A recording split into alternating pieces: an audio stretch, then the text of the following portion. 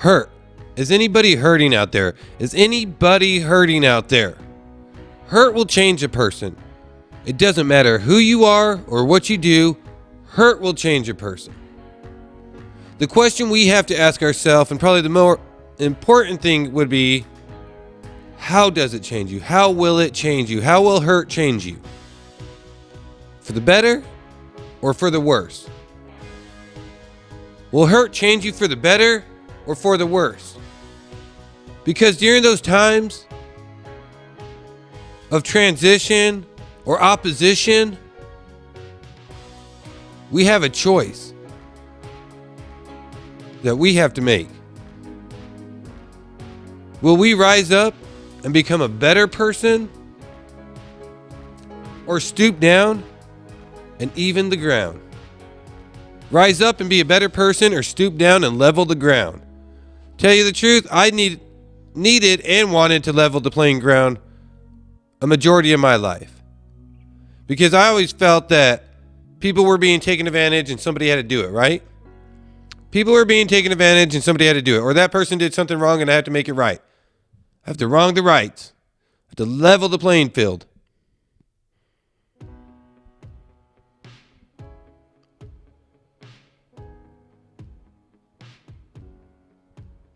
Have you trained? Have you been trained, or have you trained yourself through circumstances and hardships? Have you been trained in your life to handle those?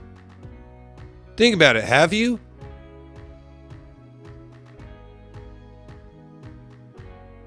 The majority of us haven't. And if we have, it's been through circumstances, right? We've conditioned ourselves through those circumstances. Not trained ourselves to handle it, but conditioned ourselves through the circumstances.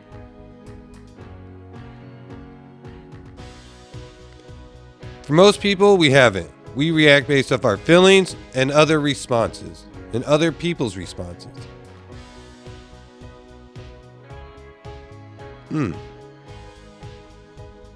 We react based off of our feelings or other people's responses. Let's say somebody said something hurtful, and you have conditioned yourself to protect and defend. You've conditioned yourself to protect and defend. Hold your ground. You don't talk to me that way. You don't say those things to me, right?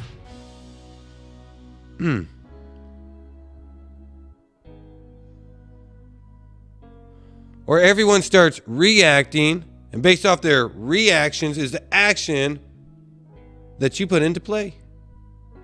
Based off of people's reactions is the actions that you put into play.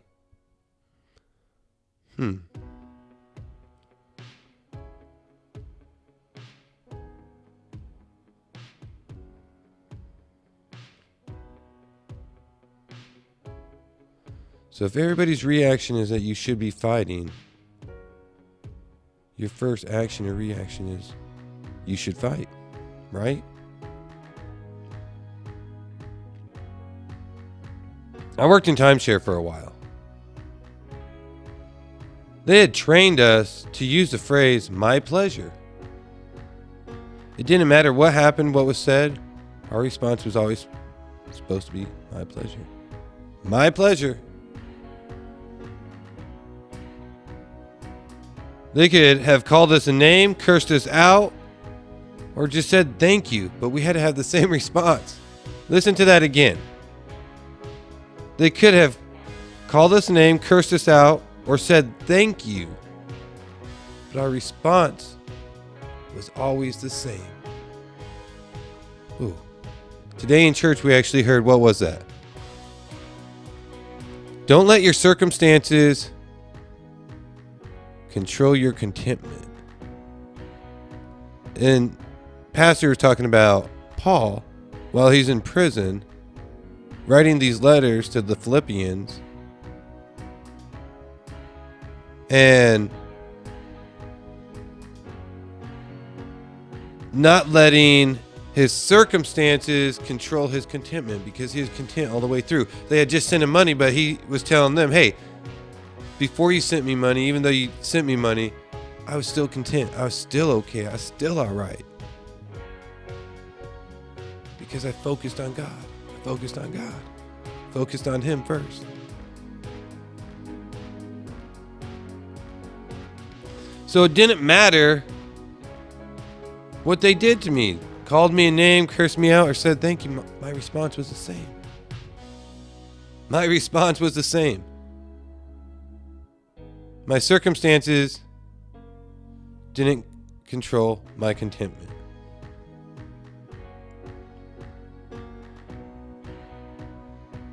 They also trained us specifically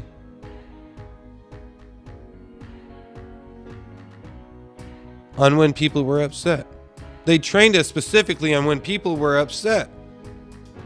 They told us, and we even spent pretty much a half day, but they told us that we had to think, I like you, I like you. We even had things taped at the front that said, I like you. So when they were angry or making us angry or upset, we're reaching that boiling point, at that tipping point, right? What we were supposed to say is, I like you, I like you, I like you, I like you, I like you. And we were supposed to think that over and over and over. And then at the same time, no matter what they said or did, we had to have the same response. Smile and my pleasure, my pleasure, my pleasure.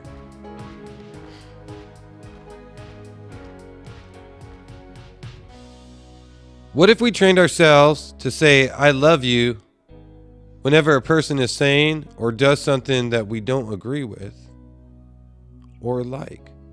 What if we trained ourselves to say, I love you, when a person says or does something we don't agree with? I had to train myself at some point in the timeshare industry to say, my pleasure, no matter what happened. Can we condition ourselves and train ourselves to say, I love you, no matter what's going on in our life? That's good.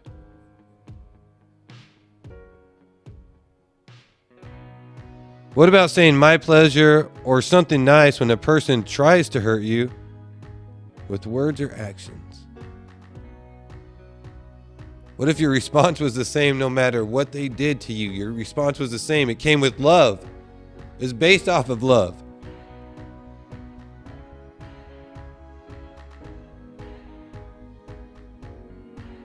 To me, it sounded and sounds really stupid, just to be honest, until I see how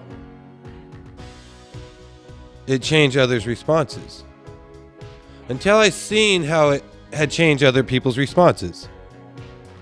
But most importantly, how it changed my response, and in all reality, the way I felt inside by responding that way. The way I felt inside by responding that way, instead of it escalating and actually gave me control and set me free.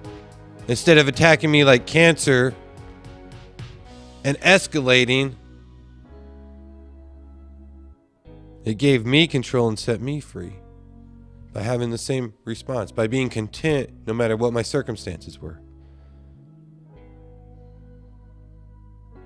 The escalating, I had no control, and I was bound by the situation or circumstances. Think about that. The escalating, I had no control, because I escalate, they escalate, we escalate, they escalate. No control over it. Because what started something small, now I have to prove a point, they have to prove a point. I'm wrong, they're right, so on and so forth. They're wrong, I'm right. The escalating had no control and was bound by the situation or circumstance. Hurt usually breeds hurt. Hurt breeds hurt. Hurt breeds hurt. So what does love breed? If hurt breeds hurt, what does love breed? So how do you breed love from hurt? So if hurt breeds hurt and love breeds love, so how do you breed love from hurt? How do you breed love from hurt? How do you break down the walls? How do you break down the walls of hurt or the hardness of your heart? How can you love somebody who did something like that to you? How can you love somebody who did something like that to you?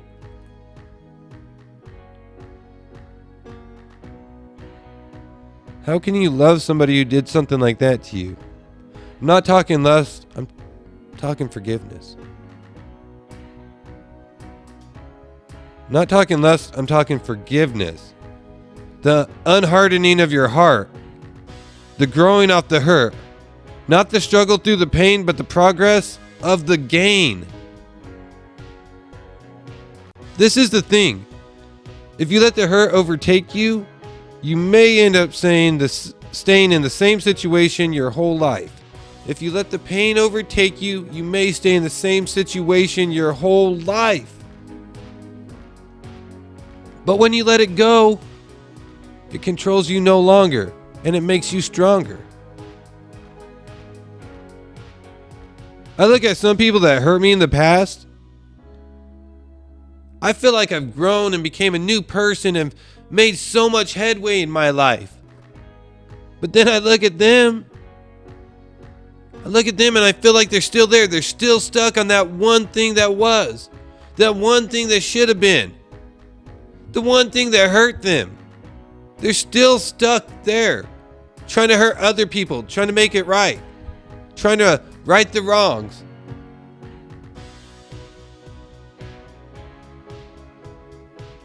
They're still acting the same way. They're stuck. So my question today, what direction will you go? What direction will you go? Stay where you are or release the thing that's binding you? The question is, stay where you are or release the thing that's binding you? Jesus said the number one most important commandment is to love. Are you willing to teach yourself love?